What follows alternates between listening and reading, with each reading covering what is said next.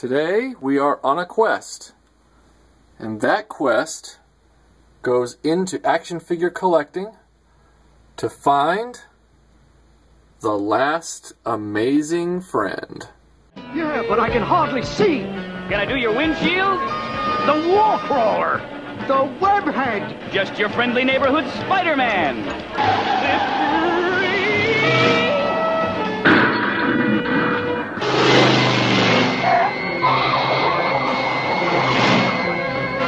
Oh, no.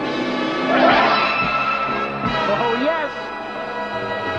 Here I come to help my chum because he was dumb. On our channel, we're all about firsts. We're all about old toys, but we're also all about first toys. So, for example, if there was a cartoon or a movie that didn't have toys back when it came out, we like to go find the first versions of those toys, even if they were 10 or 15 years later. So when Melinda had her Toynami Thundar toys, even though they were made in 2004 or 2006, they were the first Thundar toys ever made. So in our minds, that's pretty legitimate. So as you can see here, we have Melinda's Thundar, as you remember from the last video. Now, one of the cartoons that came out back when we were kids that was huge, that didn't have any toys attached to it, was Spider-Man and His Amazing Friends.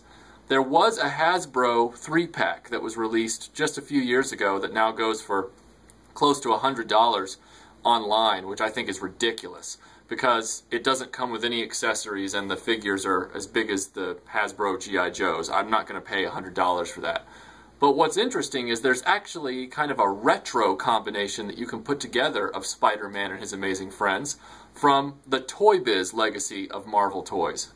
And, you know, they've had a bazillion Spider-Man toys made by Toy Biz, and they did a ton of X-Men in the early 90s. But what a lot of people don't realize is that Firestar, the fictional character that was made up for Spider-Man and His Amazing Friends, was released by Toy Biz as a Toy Fair Wizards exclusive back in, I believe it was 1996 or 1997. Now, as you can see, we have Firestar right here, and we have a superposable Toy Biz Spider-Man. I believe this one's from 1994.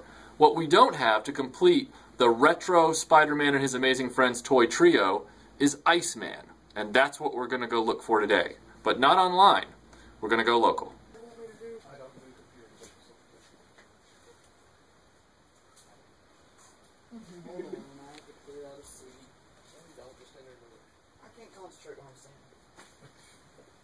He's not a multitasker. He can't stand and think at the same time.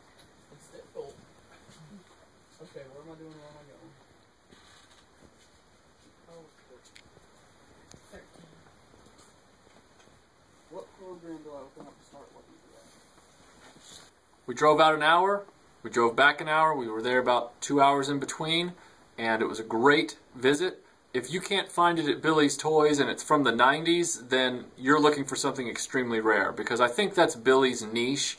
Is in his store he has everything pretty much from the 90s covered, and then he has a little bit on either side. So he's got a little bit from the 70s and 80s, some obscure stuff like Robo-Force, things like that, vintage Star Wars, vintage G.I. Joe, and then on the other side he's got a lot of current stuff as well, but not as much as he does. His sweet spot tends to be 1990 through 1999. He's got a lot of nice stuff there, Power of the Force, Star Wars, Power of the Jedi, things like that. And because of that, my trip was successful. I now have Iceman from the Toy Biz line, and he will go next to Firestar and Spider-Man in the RetroBlasting display case. So, success! If you're ever in the Georgia area or you want to look him up, he's on Facebook. I have him linked at the RetroBlasting Facebook page, Billy's Toys and Comics. Go check it out. It's a cool store.